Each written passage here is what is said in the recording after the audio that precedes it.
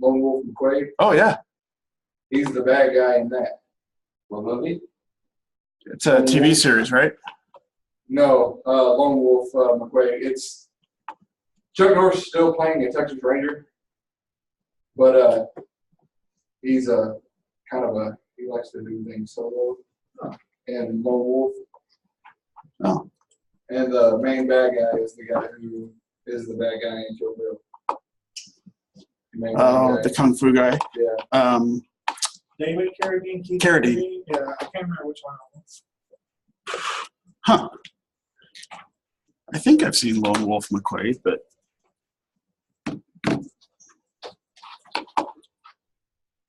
Wolf McQuade, 1983. I just keep remembering Chuck Norris and Expendables 2.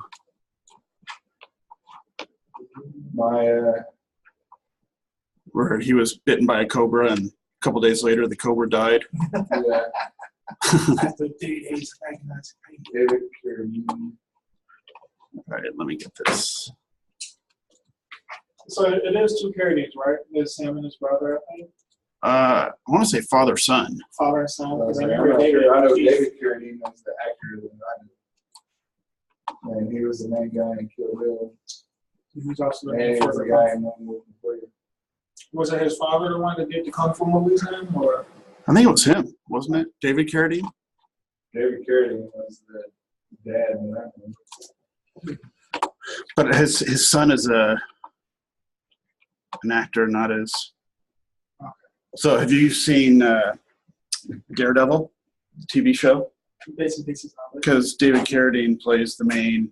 Oh, that's right. He's the blind guy who basically taught Daredevil or okay. And yeah. He's supposed to be like a major character in the comic, not major, but he's supposed to be like a big character for Daredevil series. And he. Actually, So I'm watching season 3, and he's not in season. He died in season 2.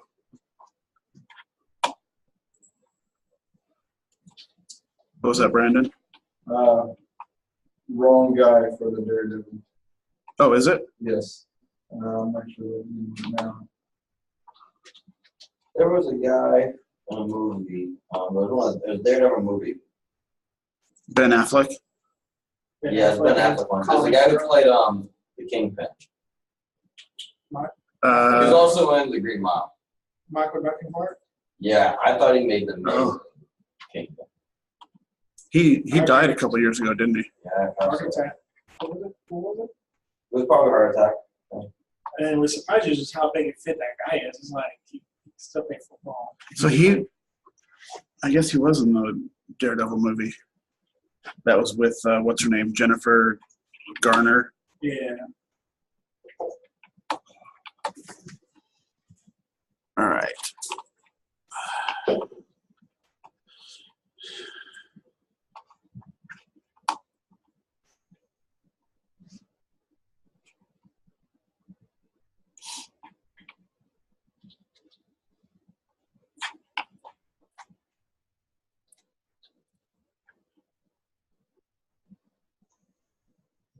Sure. All right, I'm just getting out the slides. Hold on. We're trying to.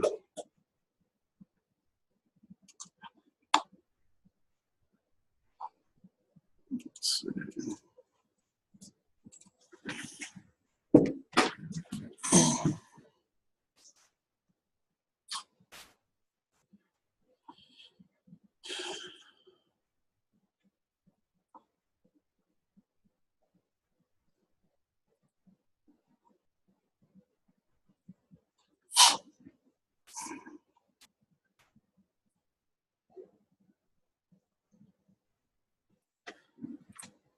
So, Brandon, I'm going to pick your brain a little bit.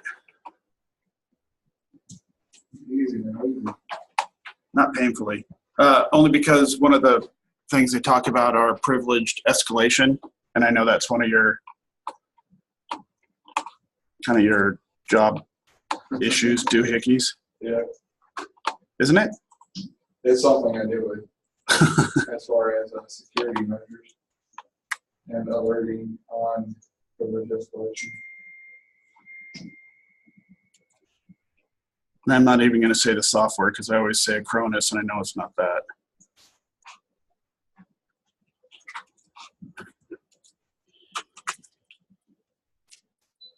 All right.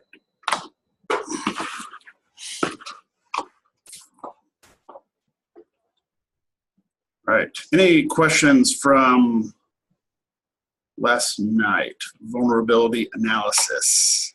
You're feeling better, right? A little bit. At least I sound better.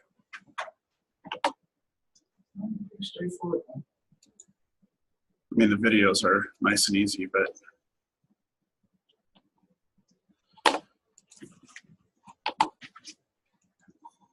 well, compared to at least last week, I'm much better. That's good. I was able to finally eat after 4 days. What did you eat? Well, I asked. Soup. Did you go pick? I guess with the swans. Oh yeah, I mean, I couldn't even drink. Now I'm drinking water finally. Popsicles help only because they numb.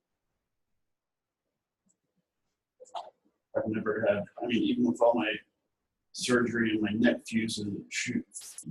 fusions, shoulder repairs, none of it was as bad as freaking mouth sores. But that's all right.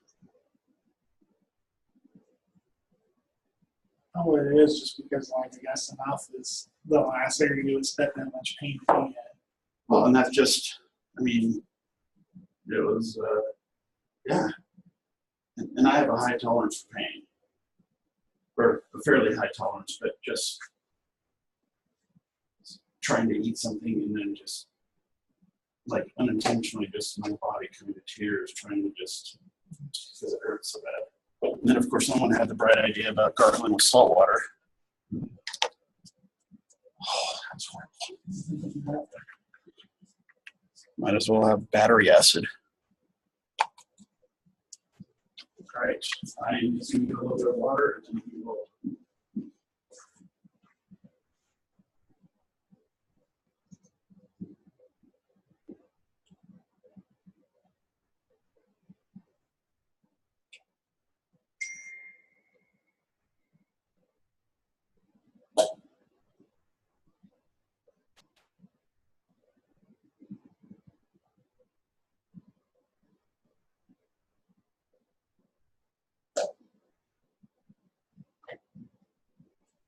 Did one of you guys say that Travis is not going to be here? He was here and then he left.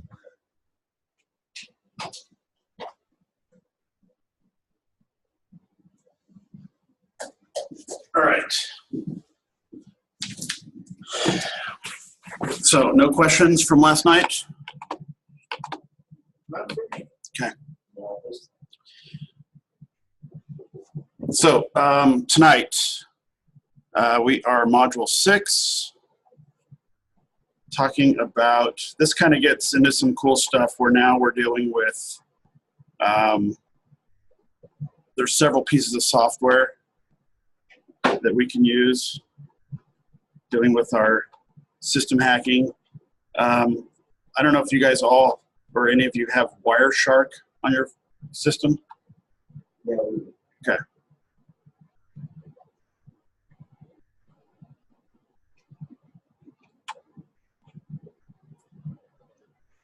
So anyway,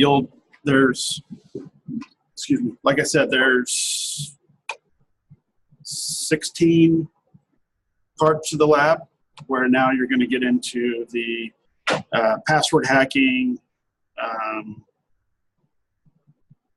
penetration testing. I thought I had the lab up. Oh, yes. Thank you.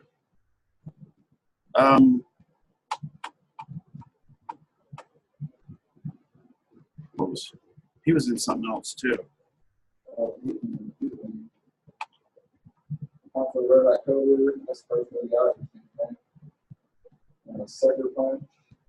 Hunt for Red October. Oh, he was the submarine captain. Yeah. And then Sucker Punch, that's with all the girls, right? Yeah. Kind of the weird Sin City or The green dude. Oh, yeah. Only part of that movie that makes sense is that cool, he's in here. He says, great announcements. I was drunk if I watched it. I'm not kidding. Then it must have been really good. Something wrong with my Budweiser when I was watching it. Like, this isn't right. That's all right. We won't hold it against you. All right, so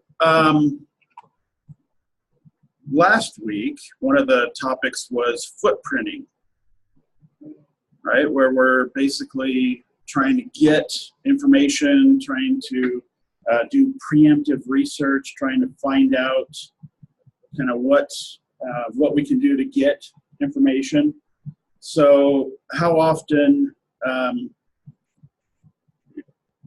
I'll change questions. So how do we go about getting password information from someone else? There's obviously software, there's tools that we can use, right? And we'll see in the lab, we'll see some of those particular pieces of software. Social engineering. I think that's probably, have I shared the clear and present danger scenario where the guy was killed by the drug cartels and the president's trying to get his passcode and it's on a floppy disk.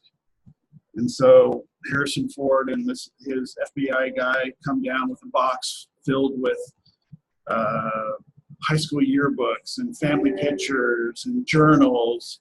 And the whole thing is the guy's trying to figure out what his password was. And I think it ended up being like son's birthday, daughter's birth month, wife's birth year, not in reverse or something like that.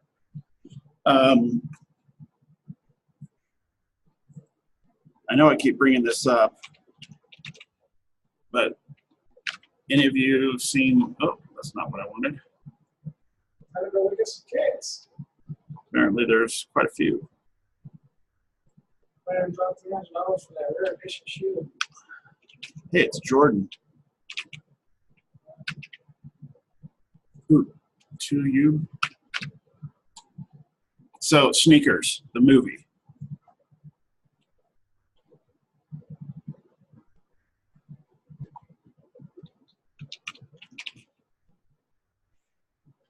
Your homework, should you choose to accept it, is to watch this movie at some point. Sneakers?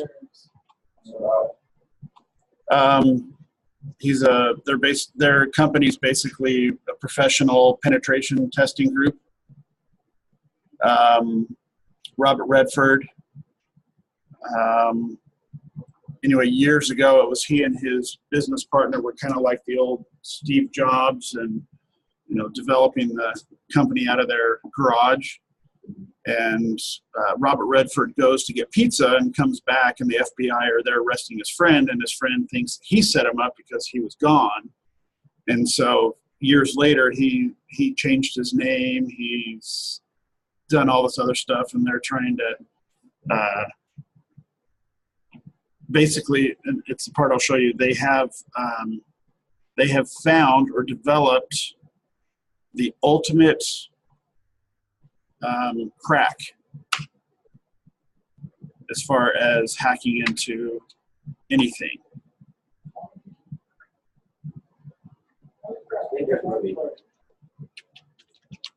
Thank you. I showed the professional bank robber one, right?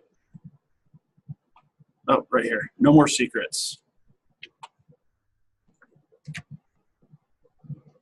Want to play drones. Part of the movie is a little slow, but overall it's definitely worth. That's right. Everything's an ad now. You know why? Because they want you to buy their YouTube or pay for their YouTube Red.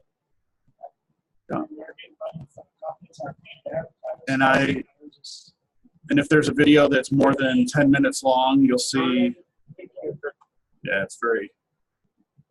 So this guy's the guy here is Whistler. Dan Aykroyd is the guy standing up, obviously. Anyway, Whistler's blind. But this is their... That could be confused with Blade. No, that's true. Let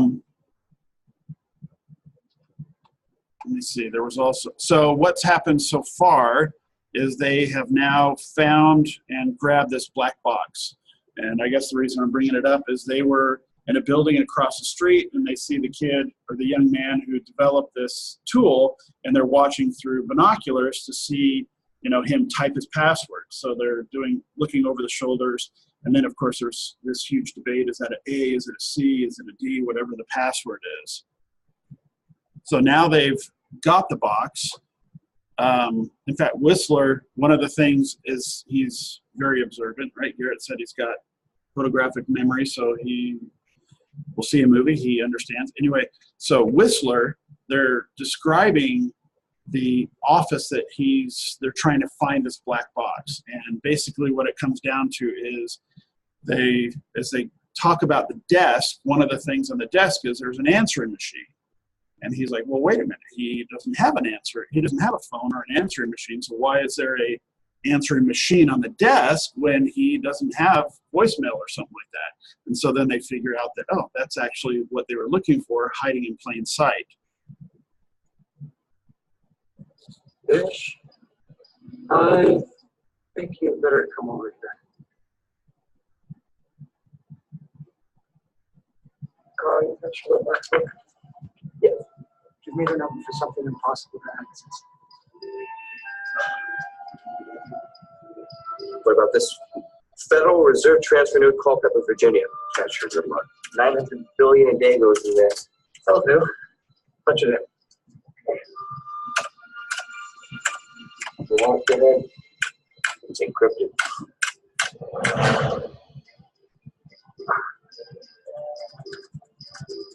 See? Other than last contact.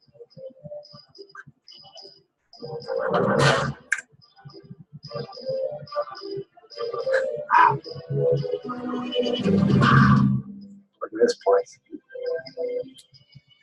Anybody want to shut down the Federal Reserve? Hey, don't screw around with that thing. Yeah, he's blind. Carl, what else you got? National Power Grid. What was that? Like it says, look like he's looking at the screen, so it's like a screen flying forward. Something like that.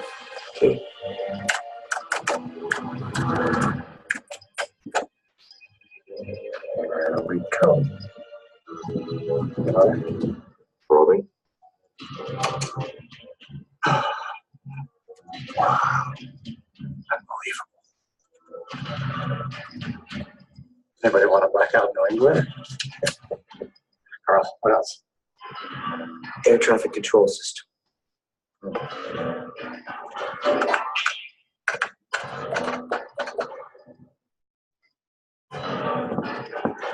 Okay, mother.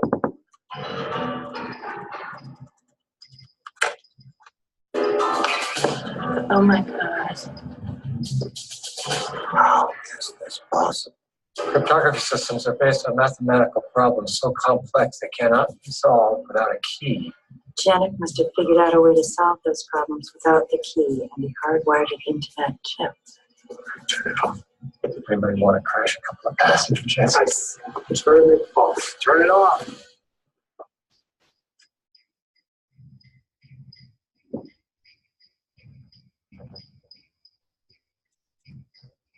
Also, they're gonna lose their minds. So it's a code breaker. No. It's the code breaker. Well, then you've got a government agency that's No trying worries. to use him to get the box. And Buddy, you and Melissa get your thing. then, of course, they go back to where the meeting was, and the building's empty. NSA. Yeah. This is back in times when that say was more mysterious than CIA in the early 90s. Yeah. Back in the day. Way back in the day. So, anyway, Whistler, the blind guy, Why is he there? he's a part of their team, but he's the Yes. He's their main hack. Threw me in a truck, drove around in circles. It could be 100 miles away. It could be next door. It could be underground. It could be in a skyrise. Forget it. Fish, what did it sound like? Well, because he uses obviously sound. In fact, there's a real funny scene where he's trying to drive a car to save him, and as he's talking to him, he's like, "You're gonna hit a little bump," and it's this huge like divot, and then finally he goes, "I'm gonna tell you when to stop," before he gets to the wall of the building on the outside, and obviously doesn't stop him in time.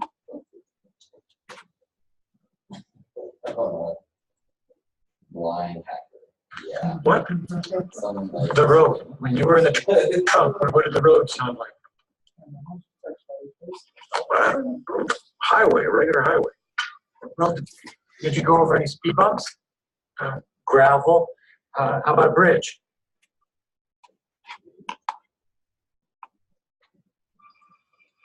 Bridge. Yeah. 4 bridges in the Bay Area. Was the Golden Gate fogged in last night? Yes. Did you hear a foghorn? No. Anyway, so they're trying to figure out where he was taken. Anyway, you can start to see kind of the process they go through to Scratch the Golden Gate. figure out where he is. Obviously. What did it sound like? Did you go through a tunnel in the middle? I'm not. No. Scratch the Bay. Well, that leaves 2. San Mateo and Dunbarton. What did it sound like? Lower. Lower.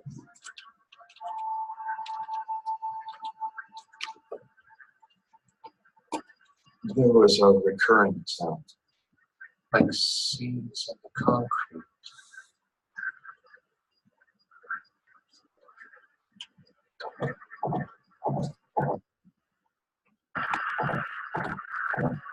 Further apart. Hi, I'm Cindy Wilson. I've been teaching Come on. my students for over 30 years that if you see a problem, you have to do something about it. They sit back and they talk.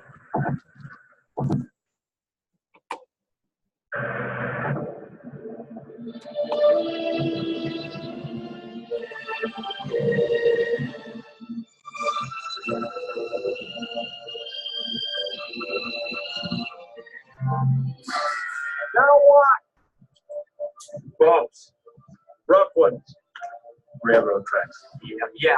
A right on Antrim and a left on 84. And then what did you hear?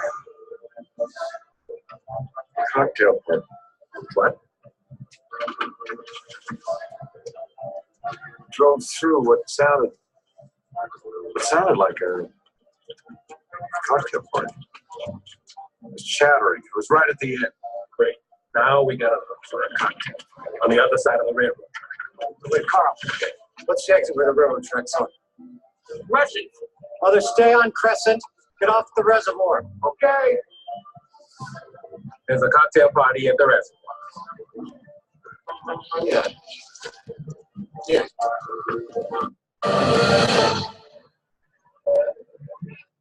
Very good dish. Remind me to make you an honorary blind person. Great.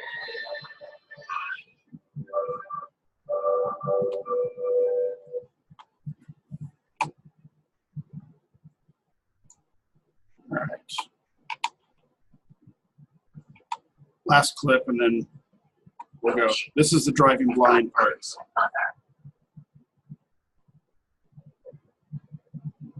What do you want, Mr. Bishop?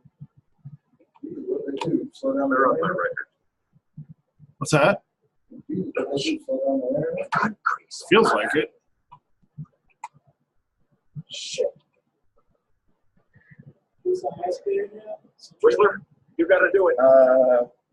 Yeah, they have both, but I think You gotta the main one drive. is CenturyLink. I'll talk you through it. Hurry. They've got a 300 meg download pipe. They're supposed to.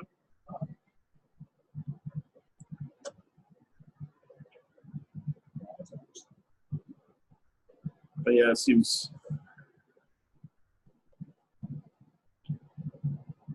Anyway, this is the driving part, and then I'll. Gate about 30 yards behind him. Reverse, forward. Did I ever tell you why I had to leave the CIA? No.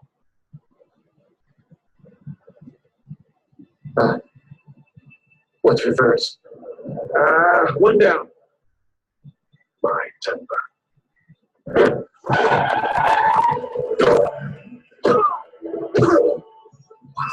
Motherfuckers mess with me, I'll split your head.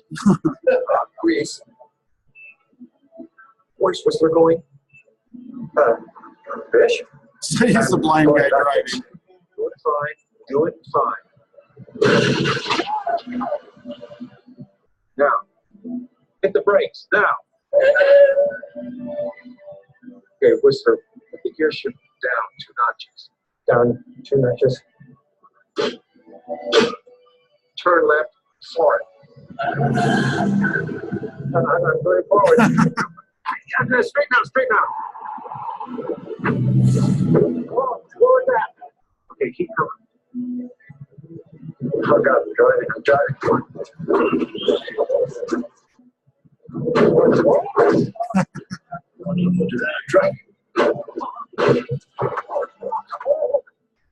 Whoa, go left. That's right. My left, right. Oh, right.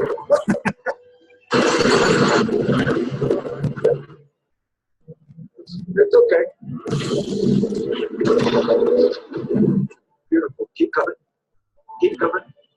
Now you're going to go down a very gentle slope.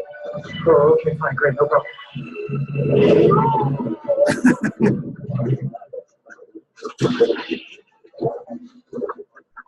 Okay, 5 more seconds. Stop.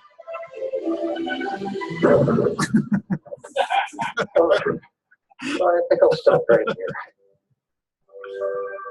Anyway, there's a disadvantage to driving blind. I think that was like 3 seconds. Stop. I know. You're gonna hit a slight incline. Chuck Norris could have done it. Yes.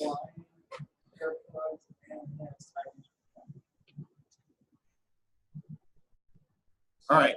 So, couple phases with real.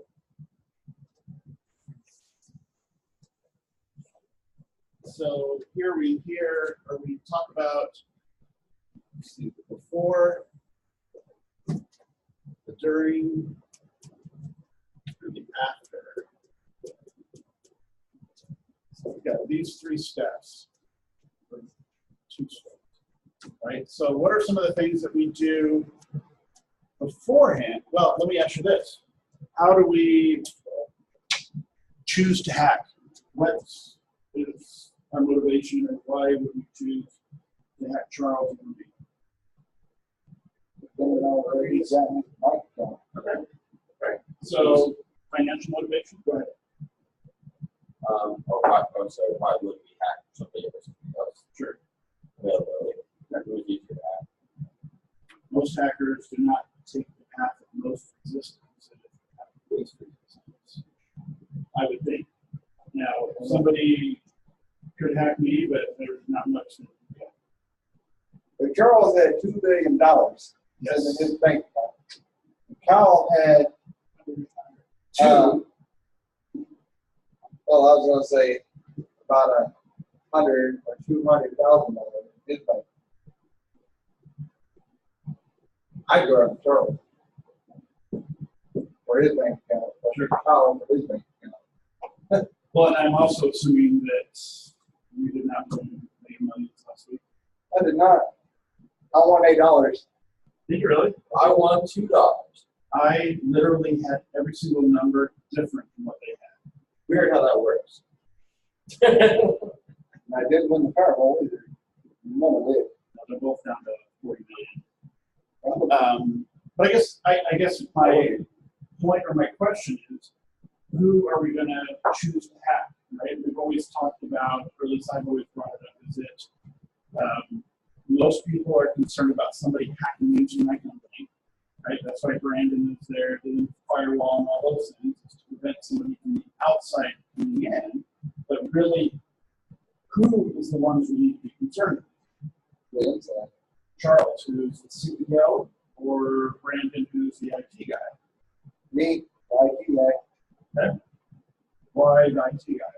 I'm the IT guy because I have, depending on what account you go for, or if some companies decide they want to be stupid and have an IT guy's account be the same as an admin account, privileges. Okay. I've got more privileges than the owner of the company. You get into my account, you get into everybody in the company. And so where does the CEO come into play then? Because I still need to be concerned about him or her. Well, yeah. And this is what you dealt with earlier in the year, right? With some idiots at your company and some fun stuff. It's saying that, oh, look, Stephanie loves me. Let me respond or reply. So where does the CEO come in? Why is he somebody I need to be concerned with? Because he knows more. He has maybe access He knows to more about information. upcoming mergers, or if we plan on buying a different business and other companies can use that to make bids. And So that they're both, I guess the point is we need to be concerned with both. And I know, like Brandon, I do use you as an example a lot just because I've known you for the last 5 years here. But no, a lot of the things that you do kind of fit into all the stuff that we talked about. So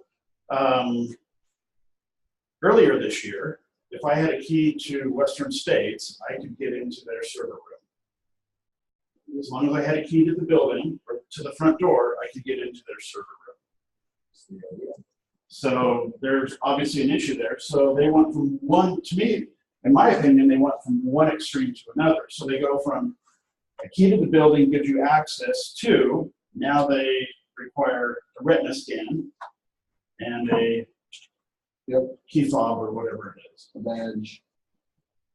And You got to do the badge first, Dave, so it pulls up your information. Okay. And then it does the retina scan based on the. So the badge pulls up everything in your your account system. or whatever. And then your retina scan, it uses that to verify the credentials that it's pulled up. Okay, your retina matches what we have on file here. You're good. Either eye, one eye. No, both. You Oh, stick really? your face in a machine. Okay. So why did they go from one extreme to the next, out of curiosity? I know we've talked about it, but Actually, I don't know why they went from one extreme to the next. I know it went from being half-assed to being super secure. sure. Well, and even look at your executives, right? They all have Oh yeah, now I get to deal with their personal home firewall. data.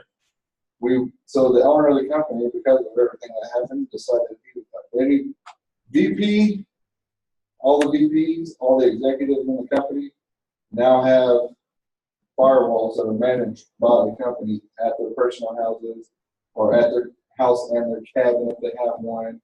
Anywhere that, A hardware firewall, not Yeah. just, no, an I actual mean, there's a physical. Palo Alto firewall. CEO of it's so expensive. It's Well, so it's- difficult. to that's manage. why my point is they went Who from one are extreme to managing the it? other. It's a damn sure ain't them. Yeah, like even And if I don't get paid for peanuts, so shit. They're getting off cheap. you have remote access, like shit. You let me remote access and update this firewall and double check you actually didn't turn it off. Sure. Well, Basically, I control all the firewalls on one. you do. I didn't know that was part of your job. I just. Dude, the CEH. And did you have to go out to their houses to set them up? That I did not, but the IT infrastructure supervisor had to. Someone had to physically go out and configure them. So, How long are you gonna beat your shit? Actually, no, they did not trust anybody else coming out to do it but me. anyway, we went from one extreme to the next. That's how I feel. it wasn't, there was no gray area. It was straight from one to the next. And mainly because of a problem that had happened earlier in the year. But that was, I guess she was an executive, right? The wife of a person who, isn't she the one that kind of affected the whole thing? Or is that different? No, she is the parent company. She runs pretty much the HR department. Yeah. For the parent company, but I think she needs to be privileged enough to be in the Western States IT department.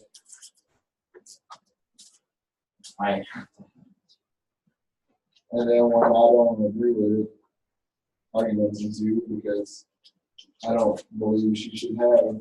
Western States is its own entity, and Turtling is its own entity. Well, unbeknownst to me, they have a contract with us for our IT department to support them. Didn't know that one. Found that out. That was interesting. But either way, but the HR should still be different. Sure. I just can't get over that. All VPs need to have physical firewall at their house. Well, and that's, I guess my point is they went from one extreme to the next. It wasn't kind of this little learning curve in between. So the CEO probably golfed with a buddy and said, oh yeah, this is what we're doing. So suddenly that's where they're at. No BYDs, no working from home. Actually, you can bring your own device. I'd say that would solve the problem of somebody needing firewall. That makes sense. My opinion.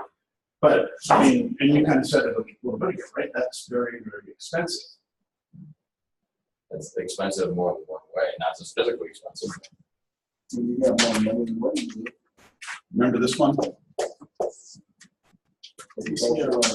Total cost of ownership.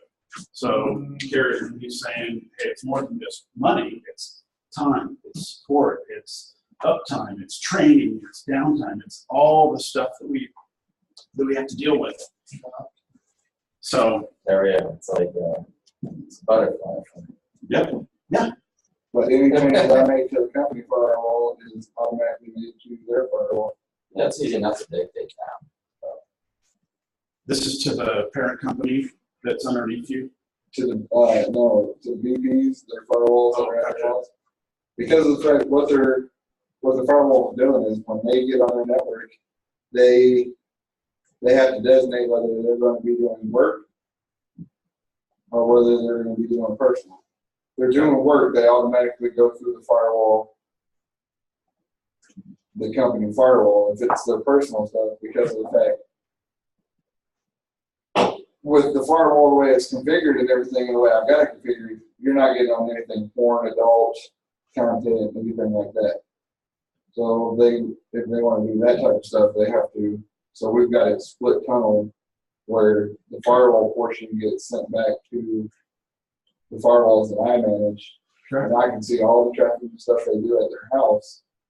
Whether it's personal or business? Whether it's personal or business, but the way the rules are set up inside the firewall, the way we've got them configured is if they designate their sign-in is for work, then the rules that we have set up for work is applied.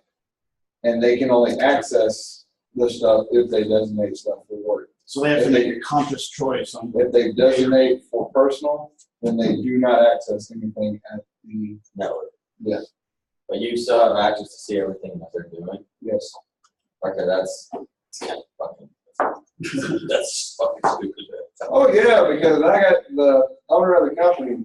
Total invasion of fucking privacy. Well, no, the owner of the company calls in. He's having an issue with his firewall. He can't get to see a camera that he has at his cabin to check his cabin for how much snow they got up there. Okay. He's like, I need you to get into my firewall and see what's blocking me. Okay. And then it's bad because like all these corn, it's So when we talk about trust me, it's not something I like to do. And I don't sit there and watch this shit. no responsibility. I would not want to keep, that's because like you keep the cow. Hey, Steve, about that raise. We need a heads up. So, Street smart. so here's the, I guess the hardware solution at their home is regardless of how many devices are behind it, right? So, like, whatever their trial has to be, do they have to choose between? Well, that's the thing, though. They don't have so to choose work, you have to sign into it. You have to sign into kind of like a VPN. Actually, That's what I was thinking. No. Well, see, that's to me. I'm the contact in the password and then but To be real clear with which you so to designate that they're choosing to do work, they have to put on an application and sign in, and then that triggers the rule to set up for the firewall. okay, so they choose those words, and therefore, if they don't choose, it's just personal. Yes. This makes sense. I would do this.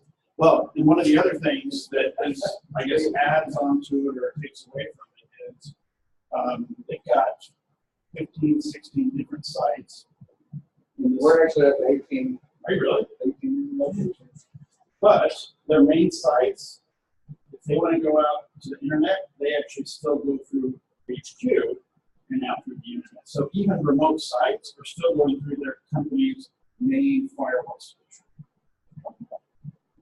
Which That's changed in the last few months. I'll meet your CEO. that's changed. So now we're down to 2 companies that are being piped back to us outside of that. Our 2 locations.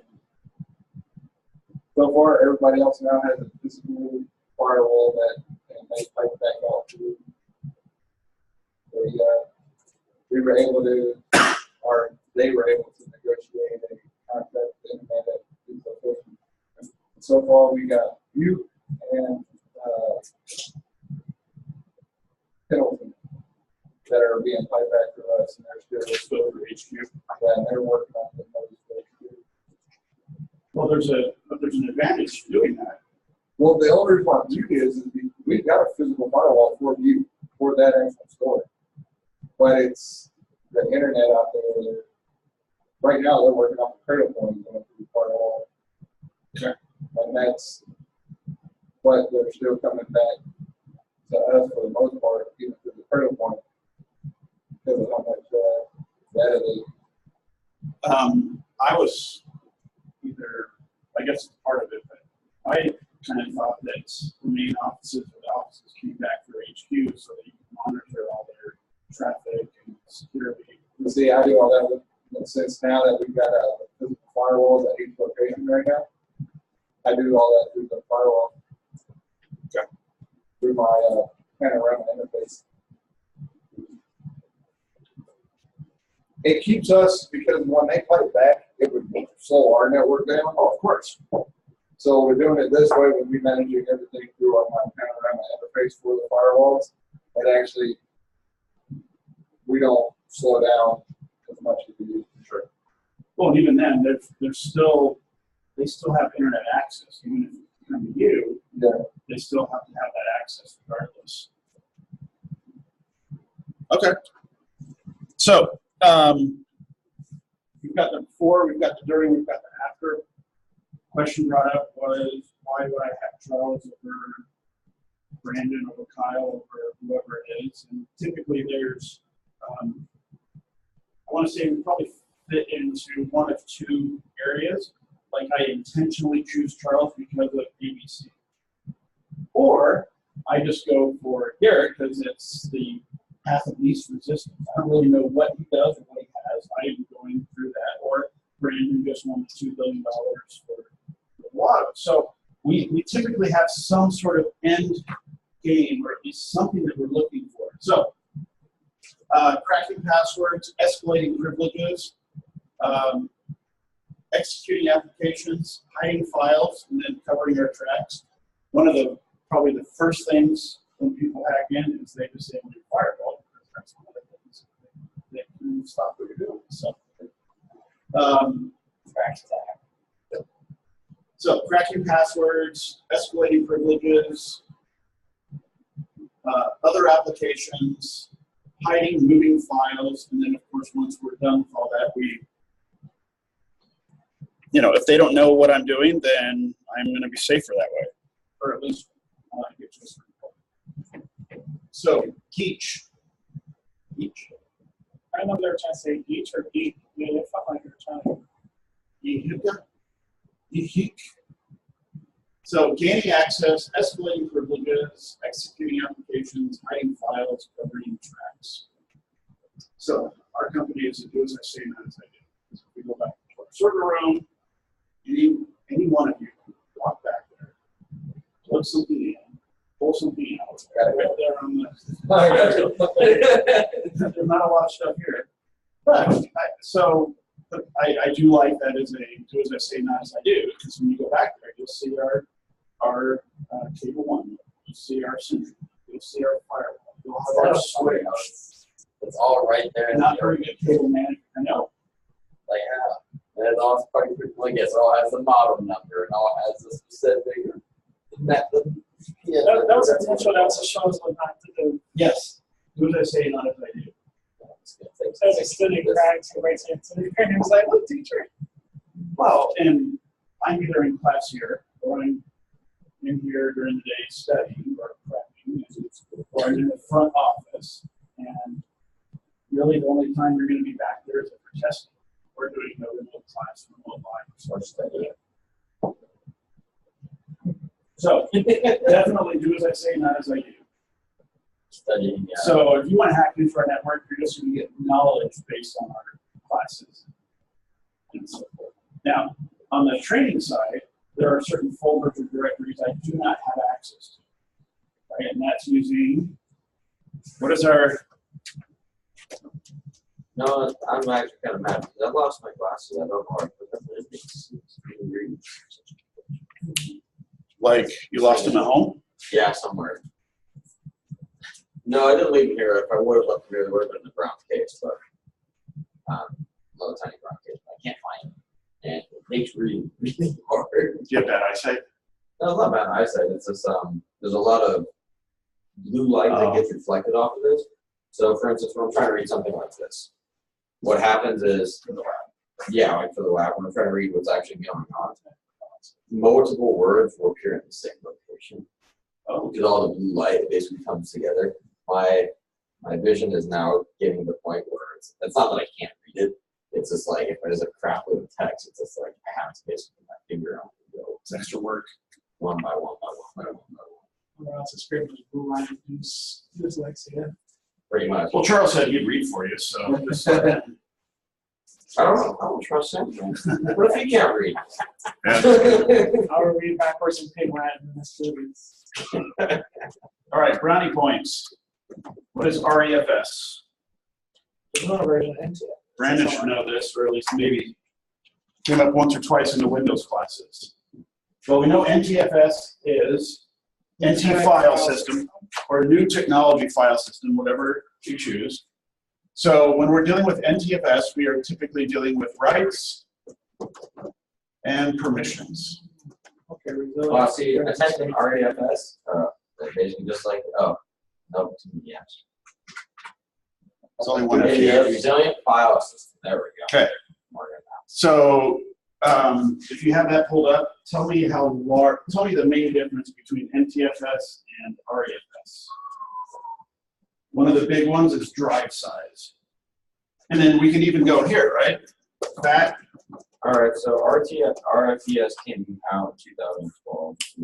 Looks like it's a little, so NTFS is way older. Yes. And RTFS is almost brand new as far as Microsoft products. It is. The password or the rights and permissions are the same.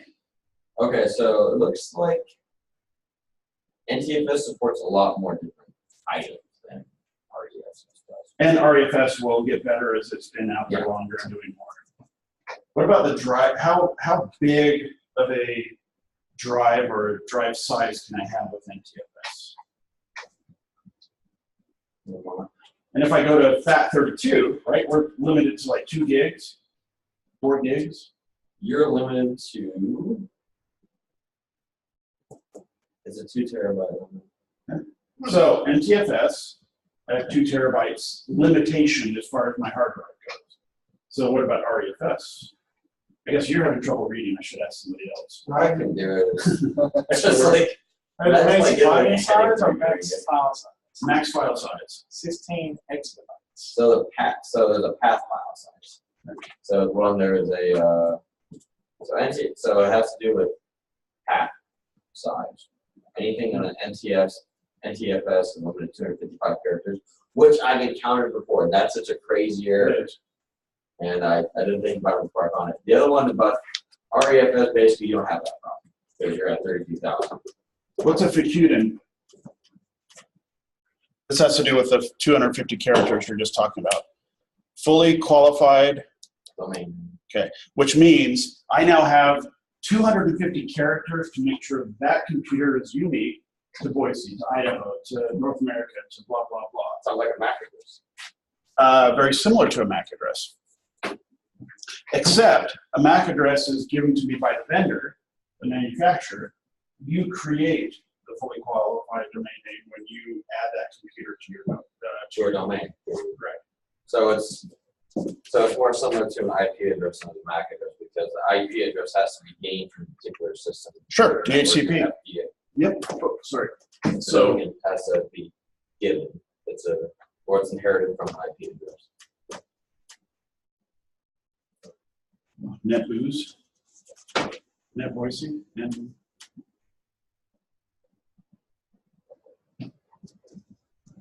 sorry. So we have our NetBIOS names. We was it last week or last night's lab that we did NetBIOS enumeration? Last night. So NetBIOS, what did we say? Garrett said we're at about 250 characters. NetBIOS is limited to how many? NetBIOS. More than 14, less than 16. 15. Yeah, I'm on as well. Well, and I kind of lied. We're actually limited to 16 characters. 15 to find that unique device. The 16th is the service that you're doing. I was going to ask you the 16th perspective. It depends on the service. So if you're running DNS, it's going to have a value for that. If you're running NetBIOS, or that is NetBIOS. If you're running a domain controller. So up here, I like to say this is a 1-to-1 relationship. One name does one thing. For NetBIOS, we have a 1-to-many.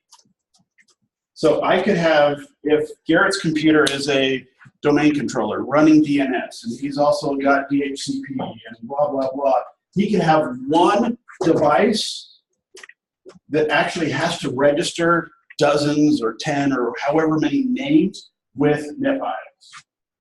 DNS, I'll see his computer name, and I'll have an IP address. However, do we know, so what about our SRV record?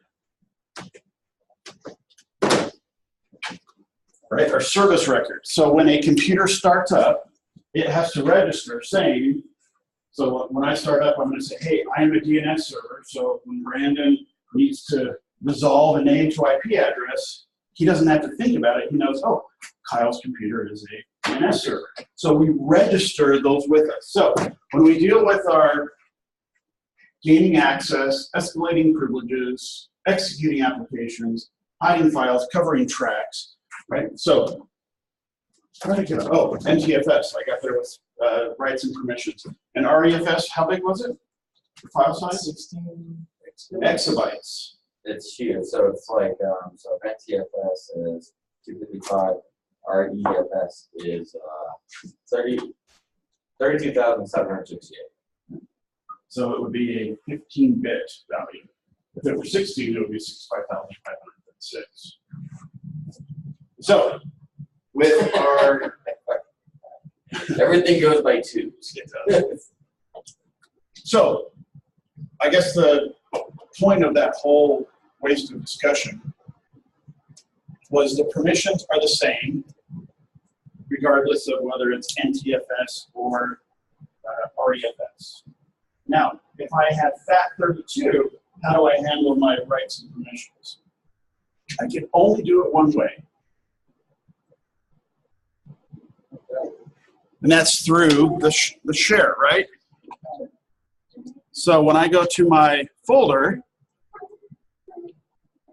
and I right-click, go to Properties. That's what we haven't seen. Which one? Haven't seen that one. Really? I've seen most of it. Never seen it. Well, the new one's coming out next year. Top Gun 2. So you got to watch it at least in the next couple months. Probably gonna go on. Yeah, that's So I right-clicked on the folder, and right now, this is the size of file size. Right? The fact that I have that second tab, which is a security tab, that tells me I'm formatted at least in TFS. I don't know if you need to know this for Sec Plus, Net Plus, those kind of things. If we do not have that security tab, most likely we're FAT32. So that is a dead giveaway that we now have a security tab. so you don't have to give you that. FAT32, or pre-NTFS. And NTFS came out in Windows 2000, so we're talking 19 years. Or at least when we compare it to Windows NT, or NT Workstation, or NT Server 4.0. So here's another brownie point. How many permissions do I have to work with when I'm dealing with my NTFS security? 1, 2, 3, 4, 5, 6, 7.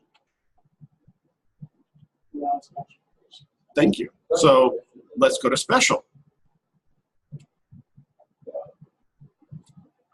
1, 2, 3, 4, 5, 6, 7, 8, 9, 10, 11, 12, 13, 14, 15.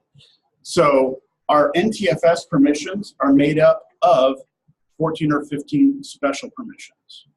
So you can read a folder, but over here, right, we're going to see I can read permission. I can traverse folders, so I can go from one folder to another. So we typically don't get into our special permissions, but we can. And if we want to take it even further, what we talked about last week, right? What was our DAC, our discretionary access control? So now I'm not just saying, hey, Charles, you can read this folder. I'm saying that based on you, your user attribute says you're from Boise, and based on that attribute, I'm giving you access. So we can get extremely, extremely granular instead of just saying, oh, I'm going to give him full control or read. I'm going to say, oh, but if he's from Boise, I'm now going to control it even more. Do you control what a specific user can personal firewall, like something watching? Well, it's not really considered a personal firewall. It's kind of Well, exactly. So let's just say someone wants to watch porn on their computer, right? Well, they can, if they want to download it, we can just do a special permissions for them and they can just download it. Don't give them the read. Give them like some kind of stupid error like this. Well, and on Windows, I don't know if Western States does this, but we had to do this down in Carlsbad or San Diego when we had our company down there. We actually had a splash screen. So when you started up your computer, it gave you this is our computer, this is our network. By hitting OK, you are now accepting that we own you and your data and blah, blah, blah. And they have to hit OK to log in. And if they don't want to, then they say no. Sounds like a USPRS warning. So you're warning on the government. Sure. Now, here's another question. Are you guys under the philosophy of, I want to let Brandon know what I'm doing and let him make the choice? Or do I not tell him what I'm doing and still let him make the choice accordingly. It's a personal preference, but I think it's case by case basis. can be. Depends on our assets, yeah. It really depends where I am and what I'm doing. So if I want to control everything, Sure. no. But it's also on my behalf to make sure I'm not doing the money. Sure. Yeah. But for instance, let's say I need this acting company.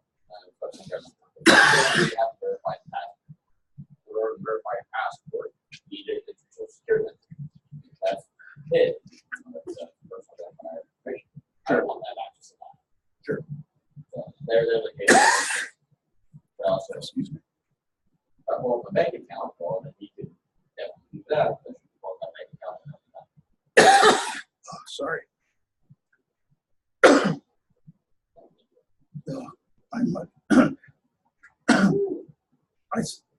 I'm much more trusting. I would rather have you know what I'm doing than let you just kind of guess. Now, geez. okay. I think nowadays people are more knowledgeable.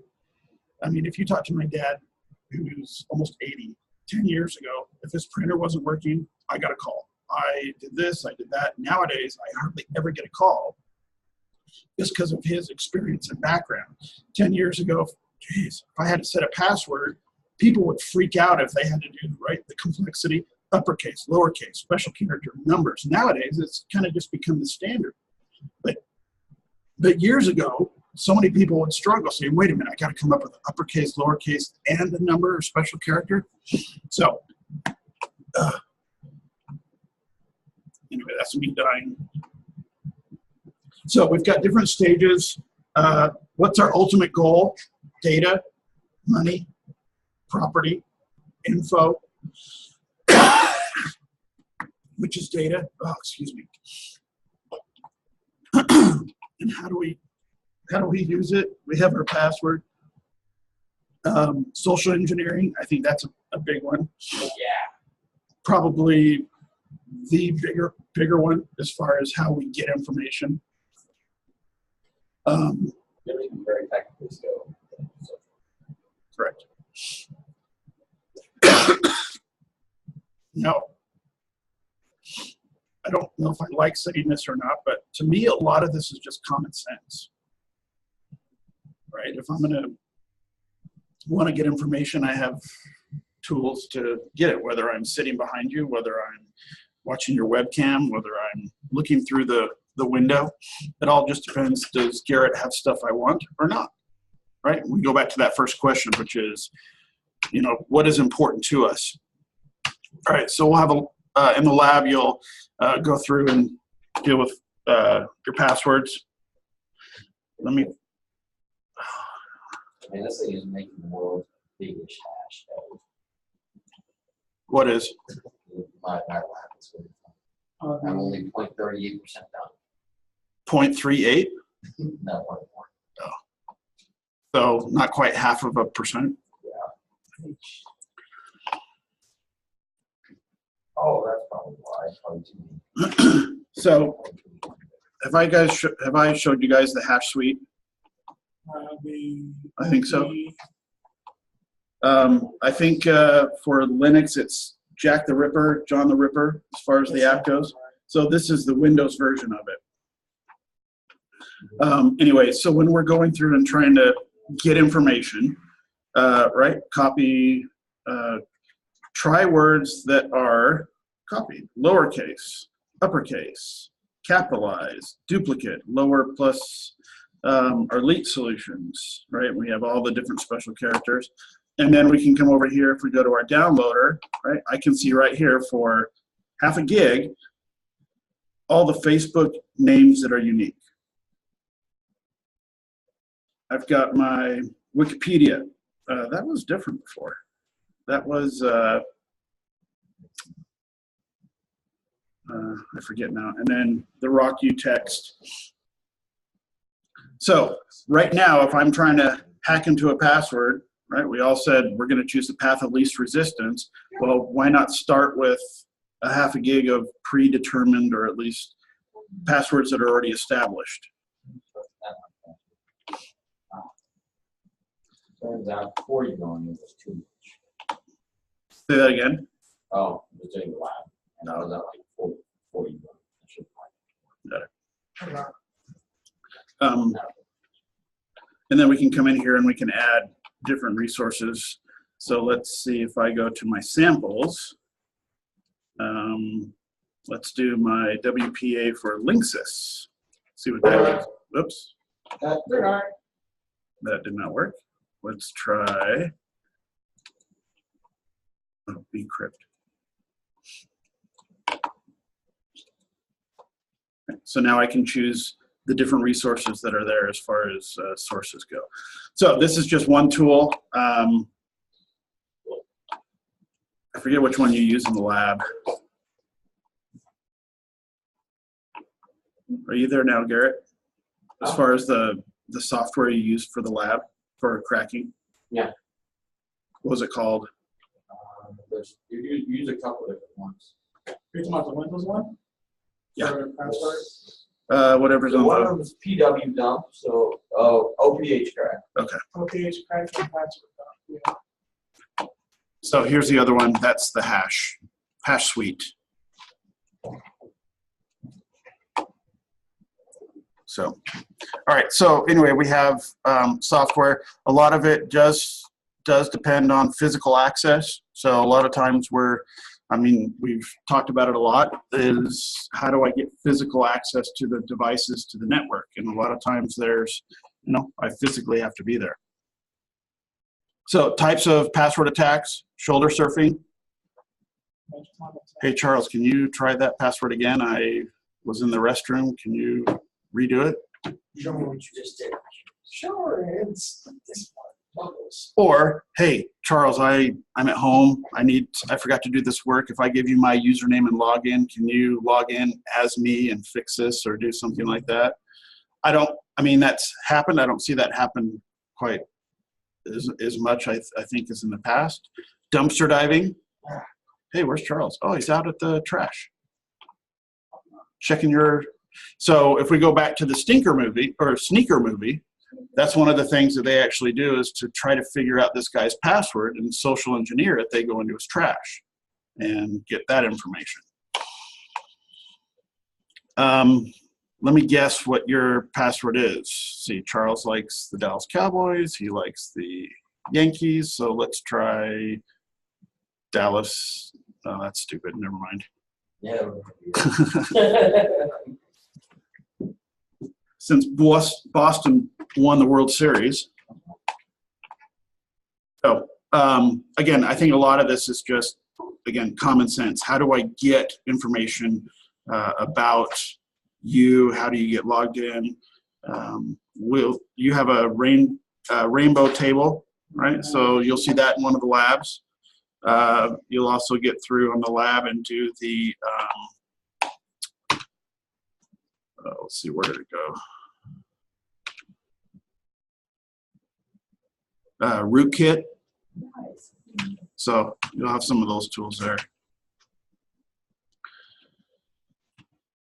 So Brandon, how many people at Western States are considered administrators, whatever the level, tier 1, tier 2? Half a dozen? No. 16. 35. We got 3 infrastructure guys. You got the director. You got my supervisor.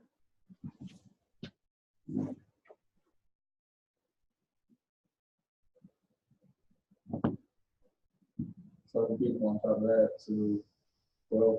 Dozen or so? Yeah.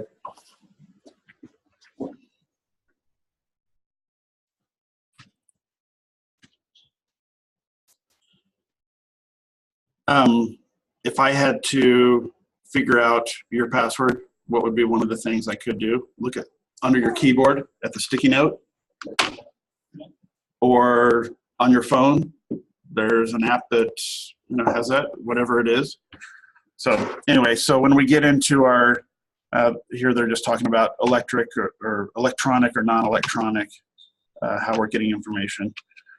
Dictionary attack, right? Let's just try as much as we can, and that was the hash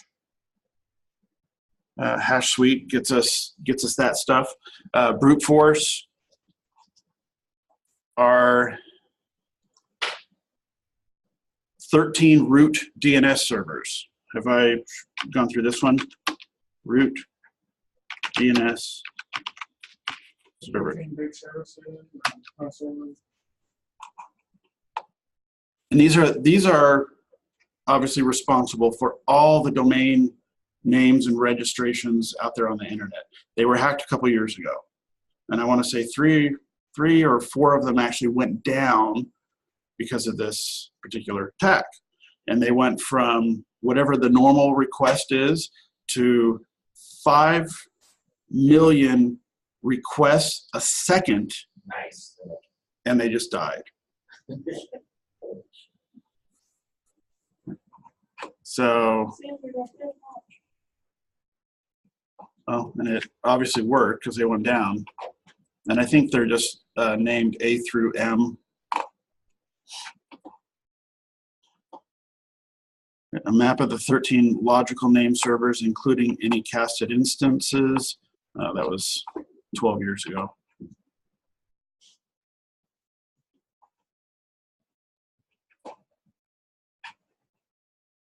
Oh, that's nice. Oh, there we go. I was going to say it's nice when the root servers are down. So it is A through M. We can see their IP version 4 address, their IP version 6 address, and who owns it, right? VeriSign, USC, Cognite, Maryland, NASA, government, VeriSign, RIPE, which is the Internet of Naming Authority for Europe, I believe, ICANN, wide project. So anyway, these are the main root servers. If I go to, let's go Amazon. Charles said that in the REFS, I can have 16 exabyte size drive.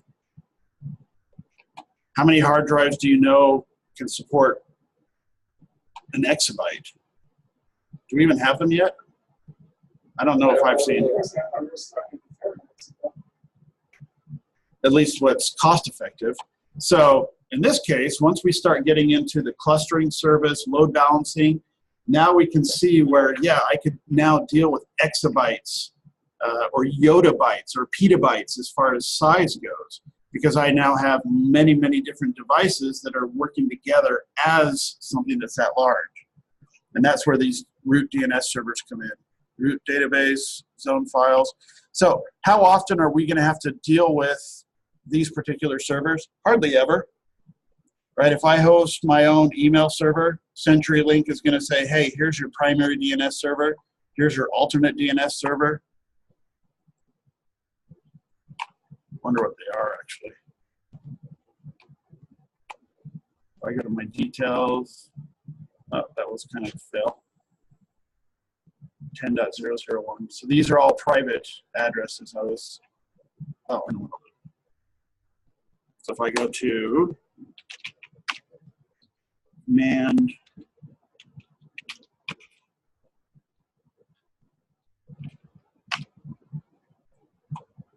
it should tell me. All right, so here's our primary IP4 192.168.237.1 class C subnet mask. We can see I have a IP4, IP6 address. My gateway is my private internal DHCP server. I was hoping we would get our primary and alternate DNS servers. And then all my virtual.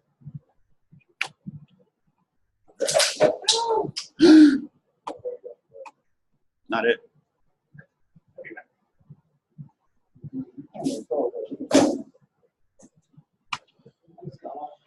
We'll take a break since Charles kind of started it all. And you can work on the lab if you haven't already.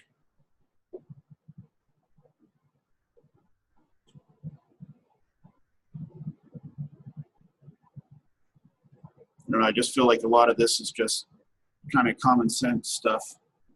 I'll put it in the chair and you crack my cup right there.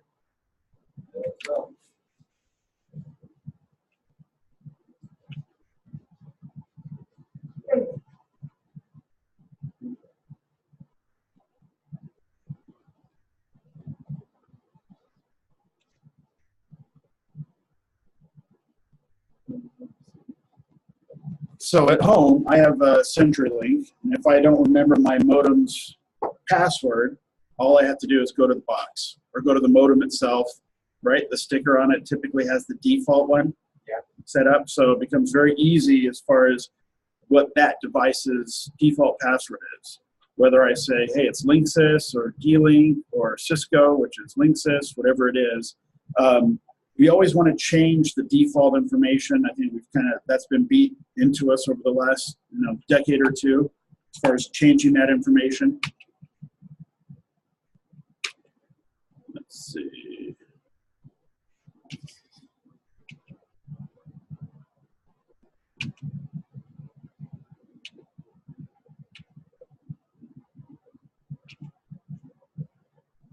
No.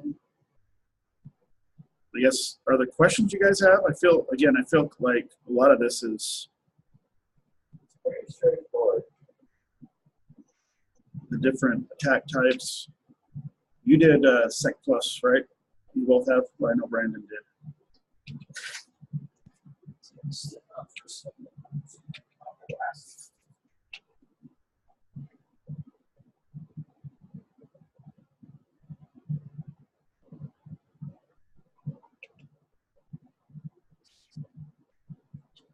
How's your son doing? The one that had the appendix. He's doing pretty good. He's back east, right? Yeah. He's back in there.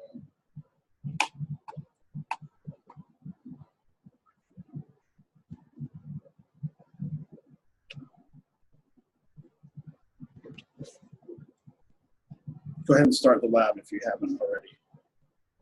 Oh, for this one, I'm at the part now where we just got finished using the v10 pad and I'm off to test. Okay.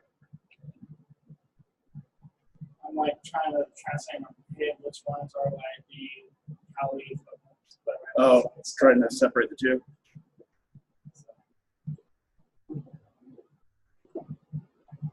Well, as long as you can have a good battle going on. I've been like trying to Google up like, because I know they do have some free websites that you can practice. Sure. So I also use the Kali. And there's a couple apps you can get on your get on your phone too. They haven't gone on the website. Now it's they haven't gone to the right application. So you can go through. Say that again, Brandon. Sorry. They haven't gone to the web site. DVWA.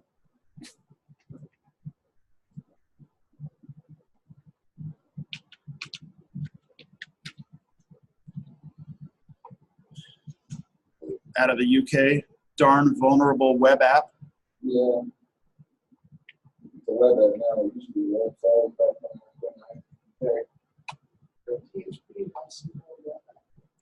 I just talked to somebody else who was at ITT. He was there when they shut down. Find him? I've only liked They're gonna be somewhere ridiculous. They're probably gonna be one of my dressers next to my bedside. Or as you go to bed, they just pop right next to you. Actually, I think I know where exactly they are. So when I go out and wear my suit for interviews, my glass is in there. So I'm pretty damn sure As long as you don't walk in the kitchen and suddenly hear a crack. No, it's part of that. Because I have a dog. My dog doesn't chew anything up on the floor, so Really? the floor. But no, that would have been really helpful today because today I actually go and interview that code. It was How did they? Who was the interview with? actually that was junior correction. So. Okay. It was a programmer role, but I have like 21, 24 credits. What language? C#, HTML, and I guess you could say I do like some database stuff. I do understand SQL? and I understand the syntax. So that's what it is for. The SQL side?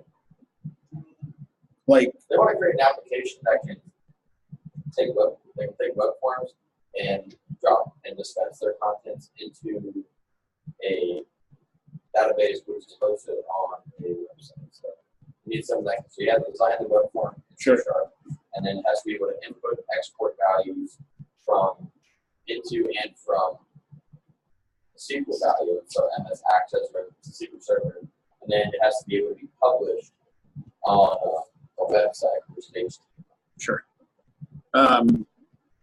Using like, Visual Studio is what they generally do. And it wasn't very hard. Like the question was easy enough. For instance, they want to create a program. Create a program that lets you user enter two numbers and then display the value. That be able to enter two numbers and add. That's easy.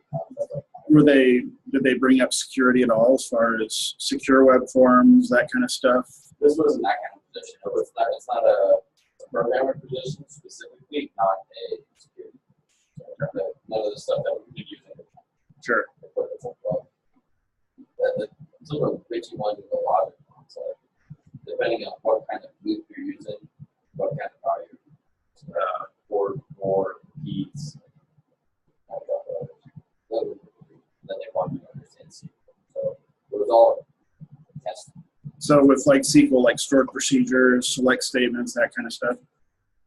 Well, it was actually only one question for SQL, but there is not, technically that was behind it. They wanted to understand the code, like they wanted to do what I know about it. And then they gave me a prompt. So for instance, if I give you 3 tables, one table has 2 primary keys, okay, and then you have 2 other tables that are secondary keys to those primary sure. keys. So like that way. If you want to go ahead and create a query where you need to get 3 values from the table that have secondary keys, and how would you do that? So you'd select the exact values you want. So if you do 1 of 3, there's like 4 ways to do it, and it's all about how little you want to be. So since there is one way to do it, you can always just do select one, select another, and then do a join. Yeah, I would say inner join, outer join, whatever it is, join. That's one way. Or you can just go straight to the primary key table. And so since primary key is hosting the other 2, you can just go that one and say specifically go here and grab it from here and bring it back. Sure. That would work. Or you could do select from where you just do both of those as well. So when they're talking like a third table, is that one where you just have 2 keys in it just to link the other tables together? I'll go in order. This is probably a lot easier to see when it's on the board, right? So if I have primary key table here, so and then this guy has a couple secondary requests, but it's 2 primary keys here. Sure. For class 1, class 2, this is the primary table. Yep. And then you have 2 other tables here, which takes function key, the secondary key from this primary table. So that guy's linked there. And this guy's linked here. Sure. They want to know if I need to grab, for instance, 1 value from here and 2 or 3 values from here and create them in one little query. How could I do that? And so that was basically the test. And they wanted to know like what would be the way. So I said, select from where value is Whatever the search criteria is. Yeah. Huh, So, very cool. and I said that what you could do, because you can do generally with the syntax, you don't want to grab from more than 1 table from the where, because it can really confuse the computer. But if it's not a primary key value, you should be able to do it. At least that's my thought process. You should be able to do FT1 and FT2.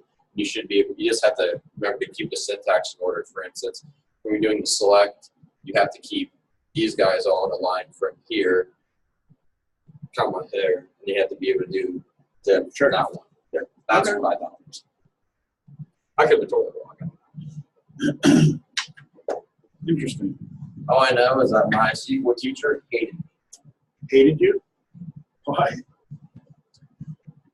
Did you ask questions? No, I didn't ask questions because I have a hearing problem, and also I have to be able to look at someone in order to hear them. It's sort of like the thing that I lost like 40% of my hearing. And I said like, hey, I need you, and she walked around the room, and so whichever she called me to ask questions, I couldn't answer it because I couldn't see and couldn't hear. And she's like, you don't pay attention, you don't care about this class at all. Like, I tried like better at that class, like, hey, you know, like you have like a disability, and we can. It's like, I don't believe you. Like, here's my note from the Disability Resource Office, the Veteran Affairs Office, saying, I'm up in hearing. She's like, you're a rude brat. You're a stuck-up bitch. And that's pretty much how that conversation went. Is that just from service? Yeah. Also in high school, I'd blown out both my eardrums. I had tubes in my ears as a kid, so my hearing is not great. My dad's deaf in one ear because growing up on the 4th of July, they went and collected all the fireworks that had been spent, and they didn't realize how quick the fuse would go, and just boom. He said like 4 or 5 years later, he was still pulling paper welts out of his skin that had gotten blown into his skin. Right now, the Air Force hates the maintainers because a lot of us have hearing issues. Like just about 90% of us qualify for 10 miles. Some often have even worse hearing issues. These white people have been here for 20 years, retire, their hearing aids are already 40s. Sure. I already have this on. I need to go to the VA to get hearing aids for them too. I would honestly, I have no shame in saying I would be ashamed to bash hearing aids. What's wrong with you? The Gucci ones, though, my guy from Tats, he said his Oh, the hearing aids. Gucci ones. Oh, yeah, I saw it.